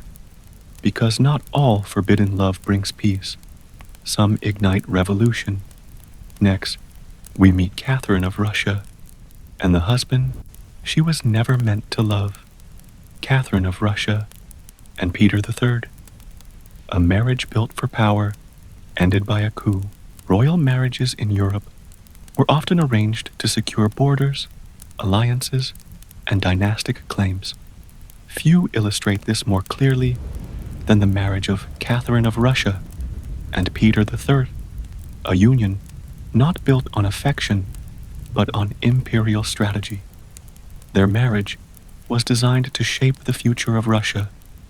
Instead, it caused the fall of a czar and the rise of one of history's most powerful rulers, a marriage arranged by a monarch. In 1744, Princess Sophie of Anhalt-Zerbst, a minor German noblewoman, was selected by Empress Elizabeth of Russia as a bride for her nephew, Peter of Holstein-Gottorp, the heir to the Russian throne. Sophie was brought to Russia, converted to Orthodoxy, and given a new name, Catherine Alexeyevna. This arrangement was political. Empress Elizabeth had no children of her own and needed a stable succession. Russia required an alliance with German principalities to balance its conflicts with Prussia and Sweden. Catherine was chosen because she was politically neutral and could be molded into a Russian empress. Her marriage to Peter took place in 1745. It was an imperial transaction, formal and strategic, a weak partnership. Catherine and Peter were not compatible. Contemporary accounts and memoirs describe key differences. Catherine Peter III, intelligent, disciplined, politically ambitious, immature, undisciplined, lacked focus, interested in Russian governance and culture, admired Prussian culture and customs, gained support in the Russian court, viewed with suspicion by nobles, worked to learn Russian language and customs, spoke German, primarily, and alienated Russians. This incompatibility weakened their position. Their marriage did not unite the court or strengthen the dynasty. It divided it. They lived largely separate lives within the palace. Political observers recognized that Catherine adapted quickly to Russian politics, while Peter seemed unprepared for rulership. Their marriage became an example of how royal unions could fail to produce unity, a dangerous heir to the throne. In 1762, Empress Elizabeth died, and Peter III became Emperor of Russia. His short reign lasted only 6 months, but it produced major instability. He withdrew Russian forces from the 7 Years' War in favor of Prussia. He angered the Russian Orthodox Church with reforms. He alienated the powerful military guard regiments by favoring Prussian officers. He threatened noble privileges by attempting rapid legal reforms. Peter's leadership was widely viewed as reckless.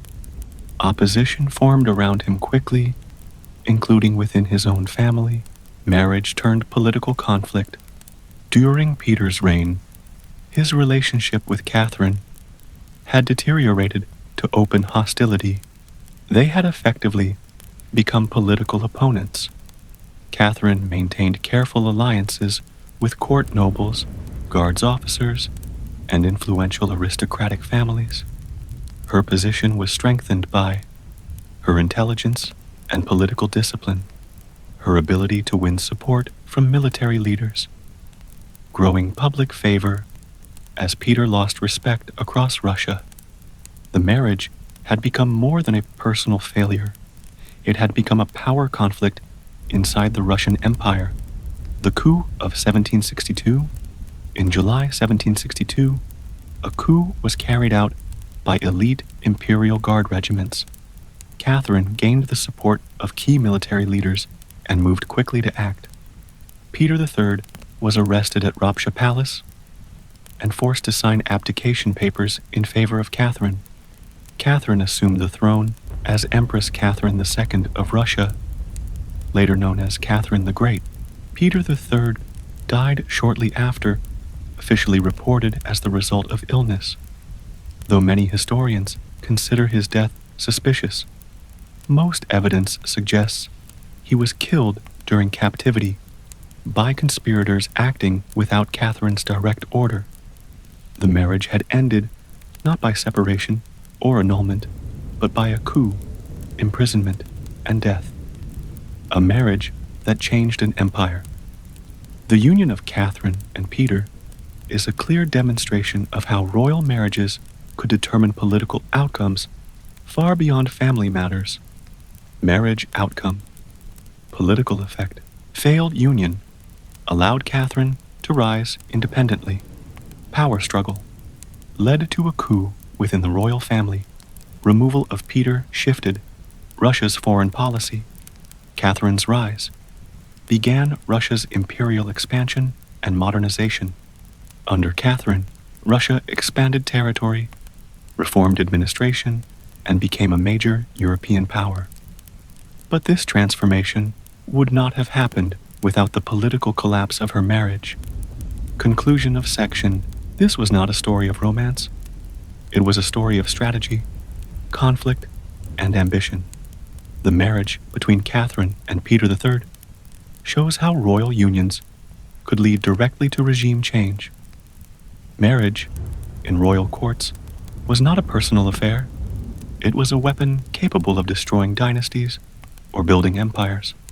Next, we travel further east beyond Europe to witness a historical marriage, remembered not for power or betrayal, but for legacy.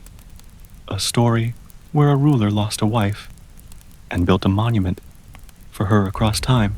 Next, Shah Jahan and Mumtaz Mahal, a marriage written in stone. Shah Jahan and Mumtaz Mahal, the marriage written in stone. In history, power has spoken through armies and crowns, through conquest and treaties. But there is another legacy, quieter yet enduring, the legacy of devotion.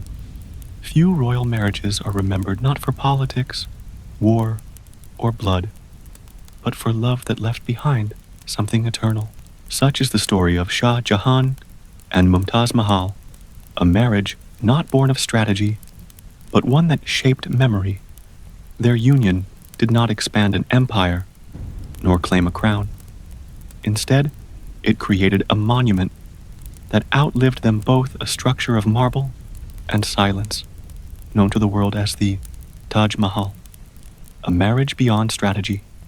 In 1607, Prince Khurram, later known as Shah Jahan, met Arjuman Banu Begum, the young Persian noblewoman who would become Mumtaz Mahal. She was not his first wife, yet from the beginning, she was his chosen companion in both life and rule. Unlike most royal marriages of the Mughal Empire, this one was not arranged purely for political advantage. Their bond deepened over time, not through ceremony, but through partnership. Historical records describe her as intelligent, steady, and trusted with imperial matters. She traveled with Shah Jahan on campaigns, advised him privately, and remained central to court life. They were married in 1612. She was given the title Mumtaz Mahal, meaning chosen one of the palace, and she was not because of favor, but because of presence. In a world where royal wives often lived in distance behind palace screens, Mumtaz remained by Shah Jahan's side, a life shared through power.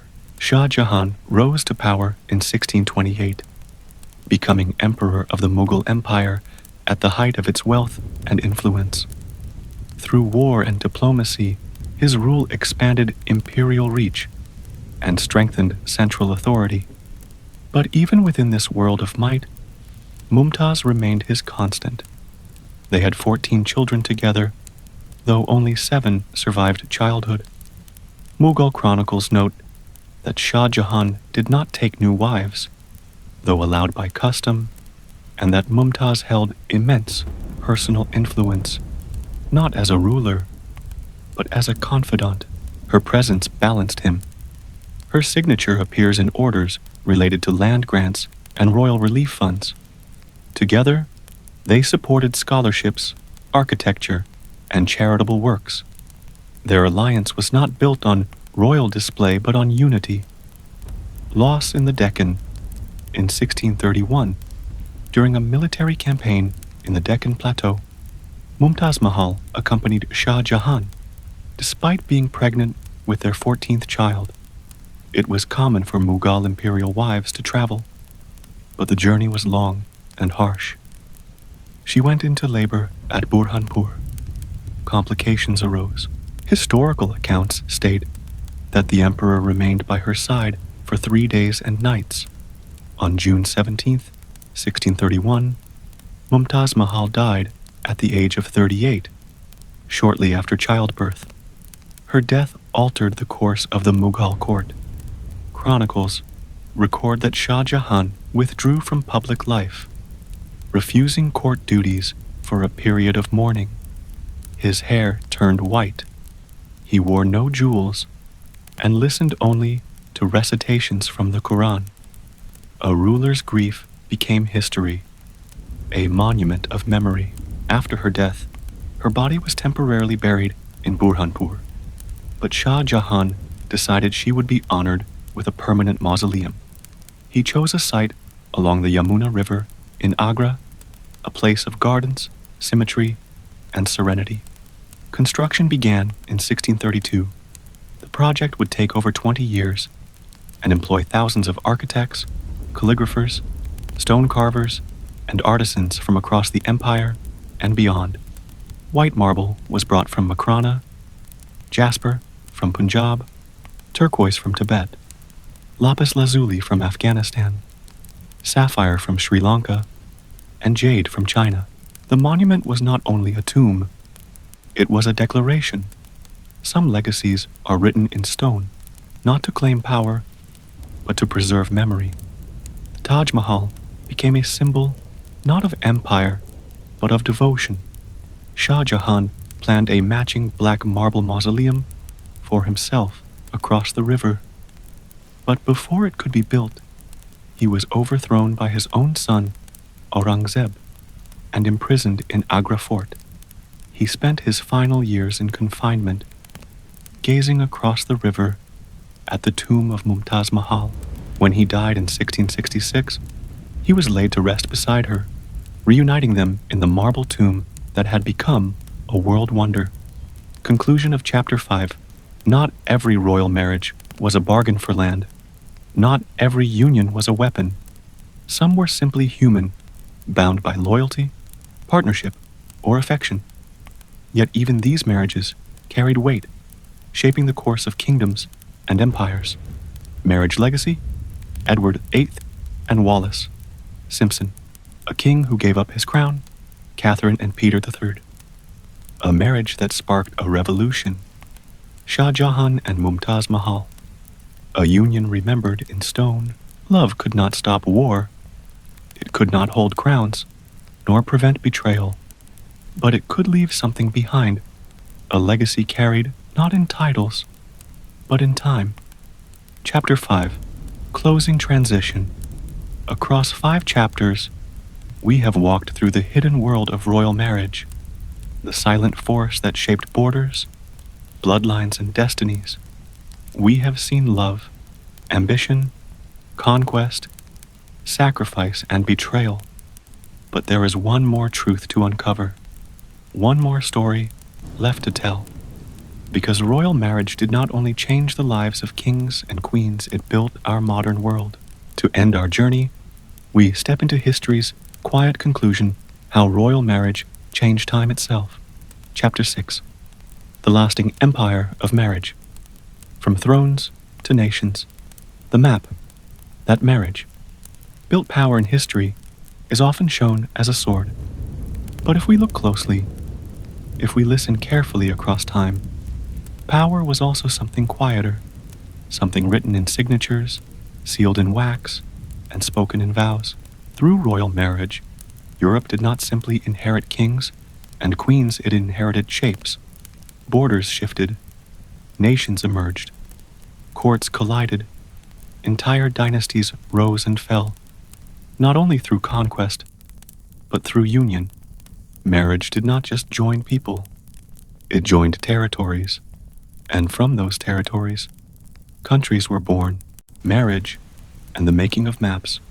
When we look at a map of modern Europe, France, Spain, Austria, England, Portugal, we see nations. But in the medieval and early modern world, these were not nations. They were collections of lands held by families, and marriage was often how those families expanded. Examples of borders shaped by marriage. Kingdom alliance formed through marriage result. Aragon plus Castile, Isabella and Ferdinand, became the foundation of Spain-Austria, plus Burgundy, Maximilian and Marie, began the Habsburg European Empire. England plus Wales. Tudor dynasty policy led to formal union under Henry VIII.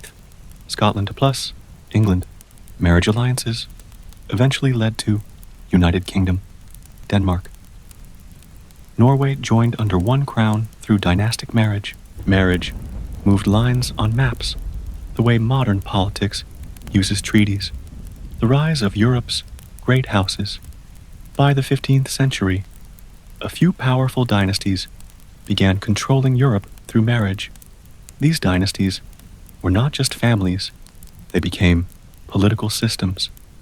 Dynasty strategy, legacy, Habsburgs, expanded through marriage alliances, controlled Austria, Spain, Netherlands, Burgundy. Tudors used marriage to secure national stability, created a foundation of modern England. Bourbons married into Spanish throne, ruled France and Spain. Valois maintained French throne. Through alliance marriages held power. During 100 Years' War, Plantagenets built power. Through marriage claims, triggered Wars of the Roses. The Age of Nations began with the Age of Dynasties, and dynasties were built by marriages. Marriage as a political weapon. Marriage decided more than inheritance. It decided alliances. A single royal wedding could stop a war or start one. Marriage as peace. When Margaret Tudor, sister of Henry VIII, married James IV of Scotland, it created a peace treaty between England and Scotland. Though brief, this union eventually allowed their great-grandson, James VI of Scotland, to inherit the English throne, forming Great Britain. Marriage as expansion. The Habsburgs used marriage to absorb territories without fighting. Lands that could not be conquered were married into. Marriage as control royal. Daughters were often married to prevent alliances against a king. Marriage kept enemies close sometimes at the dinner table. The price of union. Marriage built borders, but it also created conflict, suspicion, and sometimes war, because every marriage changed the balance of power. When Louis XVI of France divorced Eleanor of Aquitaine, she married Henry II of England and gave him Aquitaine, triggering 300 years of war. When the Valois kings of France married strategically to defend succession, England responded, leading to the 100 Years' War. When Maria Theresa of Austria arranged dynastic marriages for her children to secure power, it sparked European rivalries that continued for generations. Marriage was not only unity, it was realignment, and realignment could be dangerous. Marriage and religion. Royal marriage also shaped religion across Europe. Henry VIII's attempt to annul his marriage to Catherine of Aragon broke England from the Catholic Church, creating the Church of England and transforming English identity forever. The Spanish Habsburg marriages linked the crown to Catholic defense, influencing wars against Protestant movements. Polish-Lithuanian royal marriages created religious coexistence policies in Eastern Europe. Faith and marriage were often bound together. One could change the other. From bloodlines to belonging, as marriages stitched Europe together, people began to think beyond lords and kingdoms. They began to belong to nations, to something larger than a ruler, and across time, that identity became stronger than bloodlines. A union once made to control land slowly formed something new countries. Royal marriage began as a family strategy. It ended as a world system. But even as dynasties faded, the marriages they made left marks that survived them. They shaped languages, borders, flags, and laws. And even now, in the world of parliaments and presidents, royal blood still connects the modern world. The web of blood, how modern royals are still one family. Royal marriage did not end with medieval kings and queens. It continued quietly, shaping alliances long after the age of castles and empires passed. Even in the modern era, long after gunpowder and parliaments replaced knights and feudal lords, royal marriage remained a political language.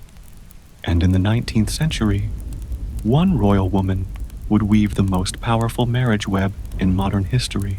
Her name was Queen Victoria, the grandmother of Europe.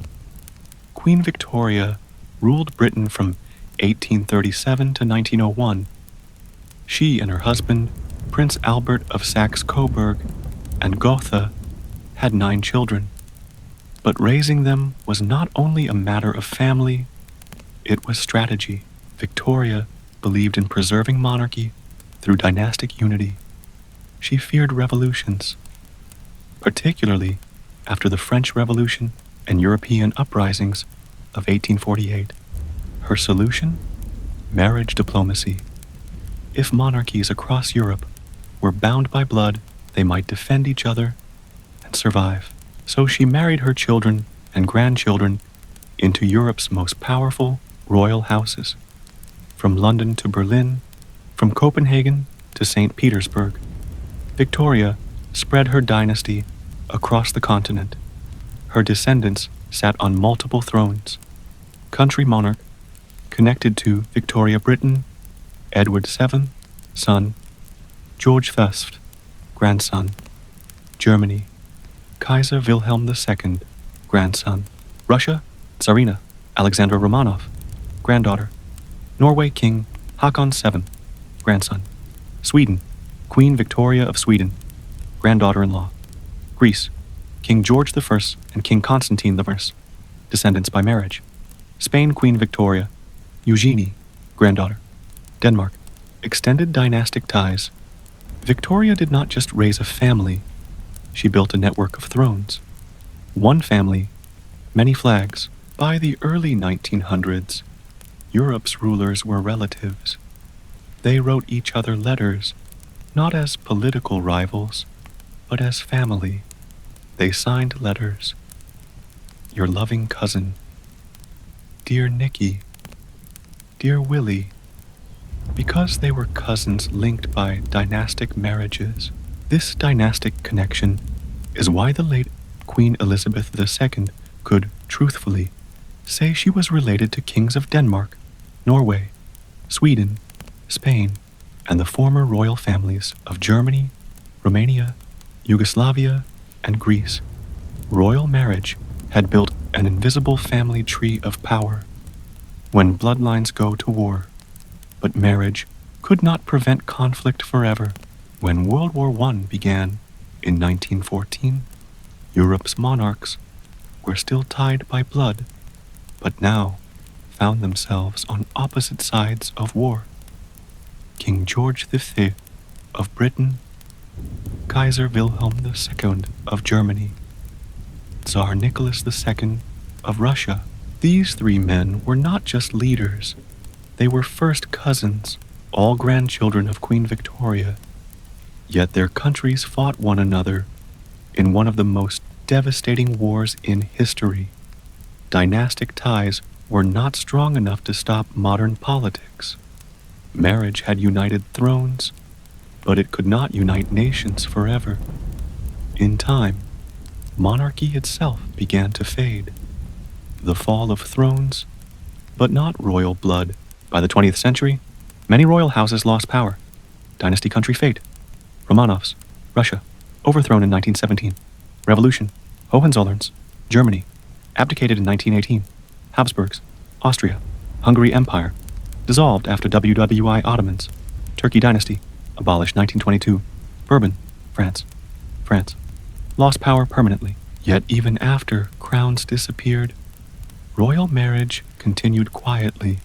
Former royal families still married among other nobles or royal lines, preserving dynastic identity, and a monarchy did not disappear everywhere. Today, Europe still has 12 royal families, most still connected through centuries-old marriage alliances. Modern royals, still one family. Even now, kings and queens are connected by marriage. Modern monarchy, dynastic, connection, Britain, connected to Denmark, Norway, Greece and Germany. Spain descends from both Bourbons and Habsburgs. Norway, connected to British royal line through marriage. Denmark, hub, family of modern European royals. Sweden, linked through Bernadotte dynasty. Alliances, Belgium, shares Bourbon ancestry with Spain. Netherlands, connected through marriages to German duchies.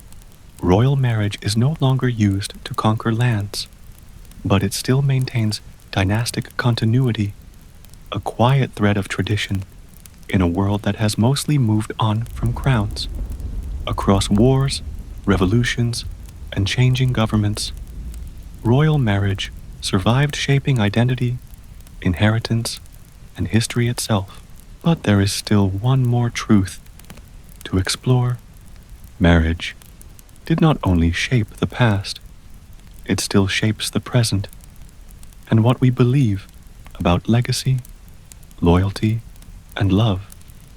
The legacy of royal marriage. What still remains? For 1,000 years, royal marriage shaped borders, built dynasties, ended wars, started wars, forged nations, and destroyed them. It created kings, removed queens, and determined who would rule, sometimes before a child was even born. But marriage did more than change maps. It changed time, marriage, and the invention of the modern world. If we follow the path of royal marriages across history, we see the beginning of many things we now consider modern. Modern concept, royal marriage. Influence, national identity formed through dynastic unions, like Spain and Britain diplomacy. Marriage was the earliest international alliance system. Succession law, rules of inheritance shaped by royal unions. State religion. Henry VI's marriage crisis reshaped English religion. Constitutional monarchy, power limits began through marital power struggles. International law, marriage treaties became early international agreements. Marriage was once seen as a religious bond, but in royal courts, it was also a tool of architecture, not of buildings, but of societies. Marriage and memory. Royal marriages still echo in culture and tradition. Wedding rings became symbols of alliance, partly due to royal customs. Engagement ceremonies grew from noble betrothal rites. Bridal veils and processions came from European court traditions. Even the phrase tying the knot comes from medieval marriage contracts. Across time, marriage evolved from a contract of land to a contract of love. But that took centuries. What marriage meant to power. Looking back through our journey, we have seen marriage in many forms. Marriage as example from earlier chapters, power, Eleanor of Aquitaine, and Henry II built the Angevin Empire. Survival, Marie of Burgundy protected her lands through marriage. Sacrifice, Anne of Brittany surrendered freedom to save her duchy. Collapse, Mary, Queen of Scots, lost everything through marriage. War marriage sparked the 100 Years' War. Empire Habsburg, marriages ruled half of Europe. devotion, Shah Jahan built the Taj Mahal for Mumtaz Mahal freedom. Edward VIII gave up his throne for Wallace Simpson. Marriage has always been a mirror of power. It reflected ambition in kings, burden in queens, risk in alliances, and hope in bloodlines. And while battles lasted days, marriages shaped destiny for centuries. Does royal marriage still matter? Today, royal marriages are no longer about sealing borders or preventing war. Yet they still carry meaning. When Prince William married Catherine Middleton in 2011, nearly 300 million people watched. When King Felipe VI of Spain married Queen Letizia, a former journalist, it reshaped public confidence in Spanish monarchy. When Crown Prince Frederick of Denmark married Mary Donaldson, an Australian, it symbolized a new era, marriage without royal birth.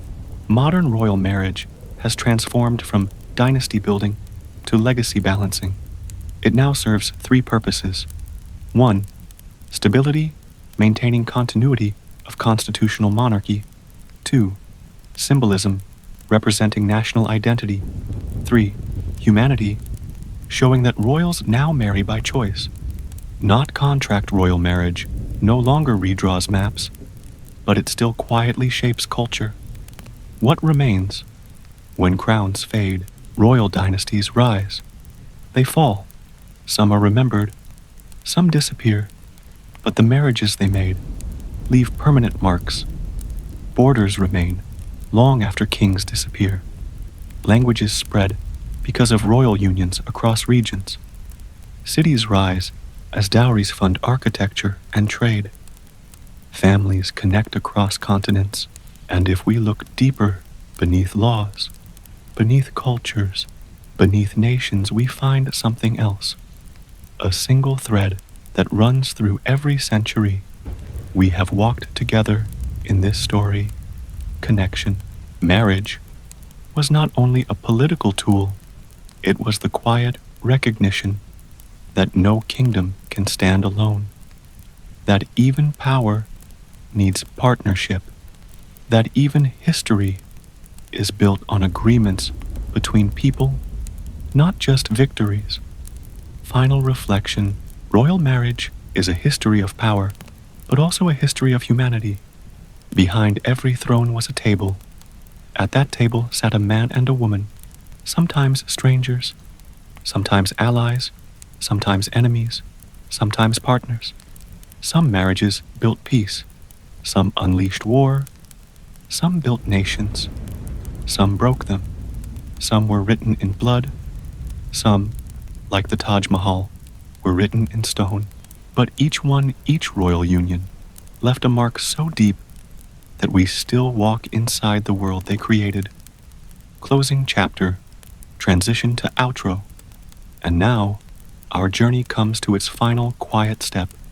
Across 6 chapters, we have traveled from medieval alliances to modern crowns, from battlefields to wedding halls, from power to legacy. But before we close this tale, before we let history settle back into silence, there remains one final whisper to speak, not about kings, not about queens, but about us and what their world has to teach ours. And so the night falls quiet, carrying their whispers into silence. If you enjoyed this tale, don't forget to like, share, and subscribe so you never miss another whisper in the night. Until we meet again, good night.